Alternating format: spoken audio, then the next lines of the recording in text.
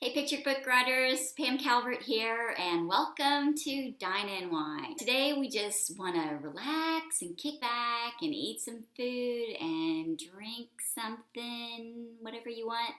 Today we're going to do a little bit of whining because, hey, that's what comes with the territory, right? Road to publication is not always rosy, and I'm just here to help encourage you that I've made every mistake in the book, so I'm gonna try to warn you from not doing the same things I did. With that, let's see, it's the dining part. I've got some grilled asparagus and chicken with pesto and noodles, and it's from Recipe Runner. So I'll put the link below. Wait to you a little bit. Should be yummy goodness, and it's supposed to be healthy. None of these recipes ever taste healthy. All right, I got my drink here. You have your drink. All right, let's sit back and let's go. So I had just gotten my first contract, Multiplying Menace, and if you don't know what that is, it's a take on Rumpelstiltskin. It teaches kids multiplication. And during this time, I was also writing novels. And if you hadn't heard before, on my Dining Wine, it was about the Zonder Kids novel. I'll put that link up here if you hadn't watched that one. But I was into writing novels as well as picture books. Anyway, this is more of, I had that first picture book, and so I was really seeking agents.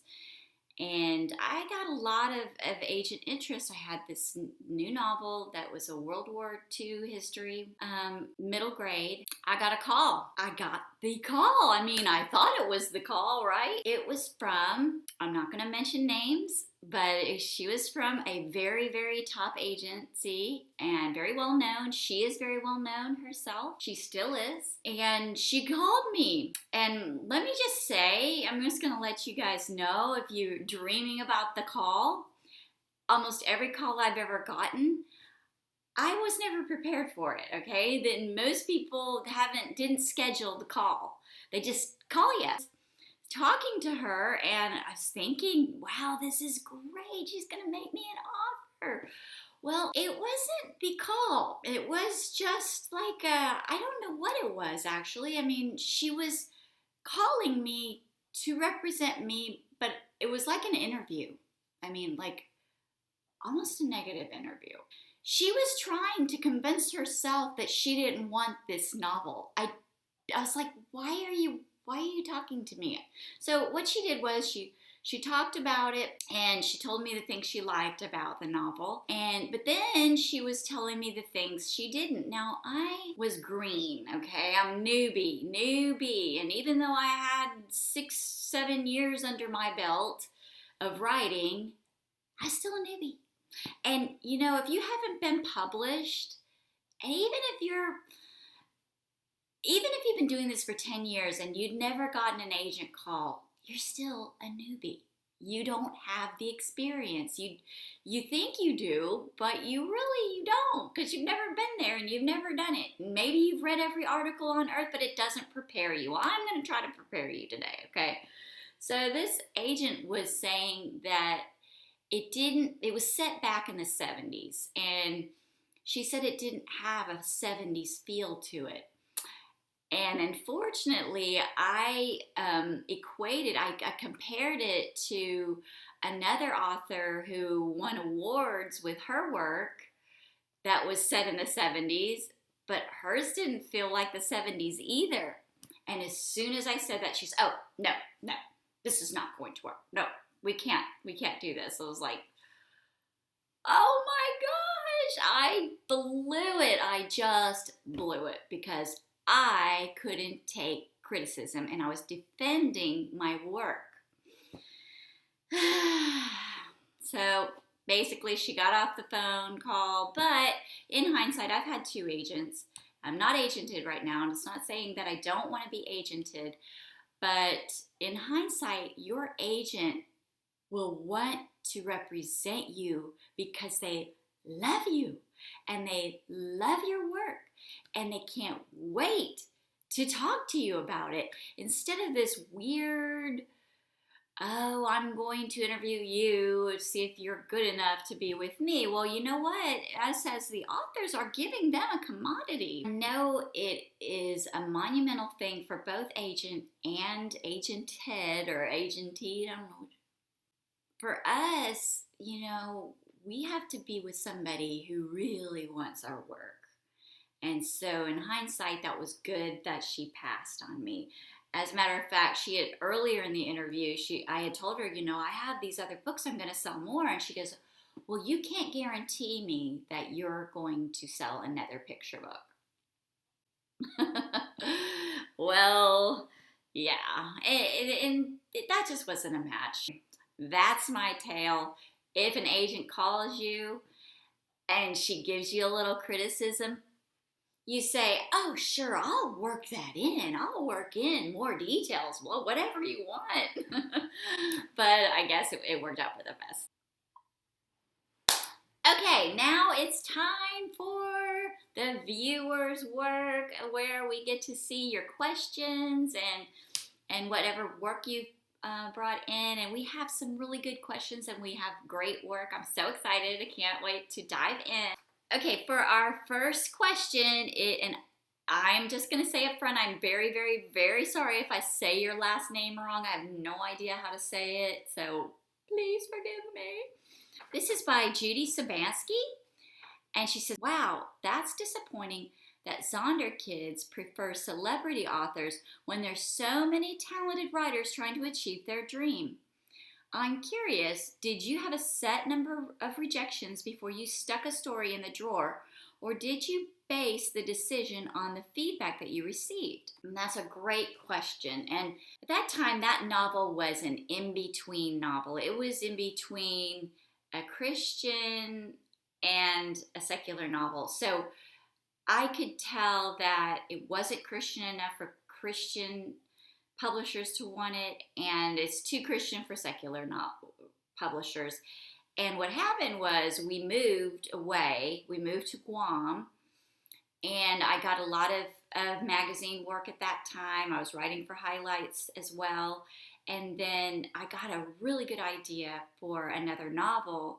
And so because of the passion went out, I kind of read the words or the writing on the wall, just, so to speak, that I wasn't going to sell that first one. I just needed to just put that one in the drawer. And that's how I am with all books.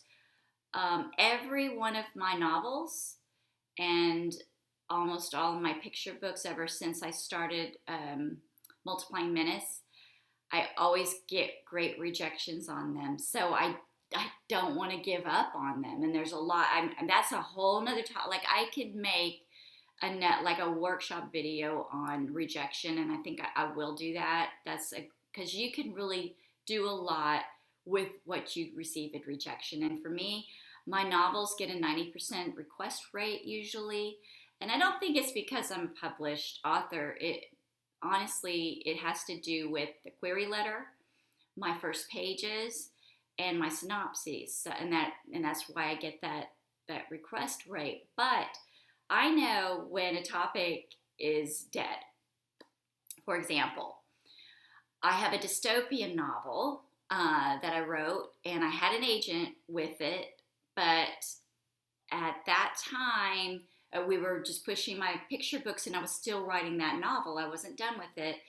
And so the bottom dropped out in dystopian novels. I couldn't sell a dystopian novel to save my life. I doubt I could sell one right now, especially since it's on the topic is about a kind of a pandemic type thing. This is way before its time. And I don't think anybody wants to read that right now. So it's in the desk drawer, and it hasn't even been shopped. That's why it's in the desk drawer, because I can see the market doesn't want something like that right now. What I'm writing right now is not in the market. My novel that I'm writing now, no one has. No one's writing about it. And I'm not going to tell you what it is because people will start writing about it. And I know it's unique and I know it could sell. And so that's why I'm waiting to get an agent. And we're going to talk about agents and picture book writers later. But every single manuscript is different, and my reasons for putting it in a desk drawer are different. Now to the viewer's work, and this is from Jessica Streamer, and I'm sorry if I'm saying your name wrong. She talks about how she's been watching my videos, and then she's using all of the videos to help edit her work. And I'm so excited to share this with you because she's done a really, really good job. So here's her before on her first pages. "Excuse me," Blue called out. "I flew through the storm last night and got turned around. Can anyone tell me where I am?" "You're in San Diego Bay," replied a pelican. "San Diego," Blue said. "How did I end up on the Pacific Flyway?" I like that. That's a pun. Good job on the puns. Just then, a bright yellow bird flew over. "I've never seen a blue jay this side of the Rockies," the bird said. "Name's Finch. Goldfinch. Where are you headed?" "I'm traveling north on the Mississippi Flyway," replied Blue. "Can you tell me how to get back on course?" "Sure thing," replied Finch. "Follow me." Okay, so that's her before. Now let's see the after. A bright yellow bird flew over and said, "Name's Finch, Goldfinch. Welcome to San Diego." San Diego was along the Pacific Flyway. Blue had been blown even further off course than he realized. Finch sang out, "Pa-chip, chip, chip, per-chicky-ree," as he took flight. "This way, Blue, follow me." Now, I really like how you put in the onomatopoeia, and then you've got, it sounds like a catchphrase in here, right? The "this way, Blue, follow me." I like that a lot. And I'm not sure if you've shorn up the words, and that's why we only have this little bit. I'm not sure if this is pages 6 and 7, so we're right in the middle of your story. So I say great, because the only thing is I'm not hearing the puns as well as I was in the first one. And I really like the interaction between Blue and the Goldfinch earlier. I liked how you shored up the words, and I really liked the onomatopoeia. That is great. All right, so let's look at her second page. And so here's the first part. "They use the sun to navigate by day and stars by night. In a desert valley, they approached a field of wind turbines. They're hypnotizing," Blue remarked. "And very dangerous," replied Finch. "I lost a cousin to one of those evil things last year. The blades were cloaked in darkness. Poor guys didn't realize he was in trouble until it was too late." Okay. Cautiously, they took flight. "Stay close," Finch called out as they zigged and zagged through the spinning turbines. Okay, and this is her after. "The duo flew east, using the sun to navigate by day and stars by night. In a desert valley, they approach a field of wind turbines. Pa-chip, chip, chip, per-chicky-ree," Finch sang as the two birds zigged and zagged through the womp, womp, womping of the spinning blades. Okay, so that's quite a revision. I like it because you don't have the thought of death, in the first one, and you're just getting there to the story. I'm not sure if taking out any conflict here, because there was conflict in the first part, and then the second part there isn't any. I wasn't sure if you were wanting to do "This way, Blue, follow me" as a catchphrase. So I would say definitely a catchphrase would be great. I love all the sound that's coming out of this, and the zigging and the zagging. That's really a much better way to use your words. So I say you're doing a great job. Okay, so just wanted to talk to you a little bit. Since you've gotten to the last of this video, I am going to give you a yes and amen, because most people drop off by the end. And I wanted to talk to you specifically, because I want to ask you what you would like to see in my upcoming videos. I have a lot of things that I want to put out, but I'm not sure if there's things that you are really needing to work on. What kind of subjects would you like me to do? I have at least 15, 20 subjects, but I'm not sure what you guys want to see. So if you want to, put a comment down below. Any questions that you might have, that might spur on some videos too, and just get your thoughts. And I'm just so excited that I already have over 200 subscribers. I am feeling very happy, and I just want to thank you for supporting this channel. Otherwise, I probably would give up. I'm going to see you on Monday where we will talk about how to tell if your work is good or not. All right. See you on Monday. Bye.